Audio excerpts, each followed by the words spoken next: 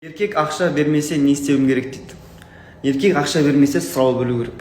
Қалай сұрау керек дейсіздер ғой, если еркек жұмат болса. Былай да, мен өте көп әйелдермен жұмыс жасаймын. Мен психосоматолог регрессологында айта аламын. Көп әйелдер өздерін аяйды еркектерін. Қойш, жарайды, шаршап жүр, қойш, таксовать етіп жүр, қой, бүйтіп жүр деп. Бірақ запомните, дорогие женщины, сіздер еркекті аясаңыздар, қасында обязательно аямайтын әйел шығады да, өзіне керек заттардың бәрін алып алады. То есть өздеріңіз жақсы көрмейсіздер, өздеріңізді сыйламайсыздар, өздеріңізді сұрау да білмейсіздер. Өйткені ол әйелдерді сұраймайтын әйелдер кішкентай кезінен аузыңды жап, сөйлеме, үндеме, пахат етіп үйреткен да. Еркек ретінде пахат етіп үйреткен. Сол себептен тұрмыста да дәл сол сезім жеткізе алмайды.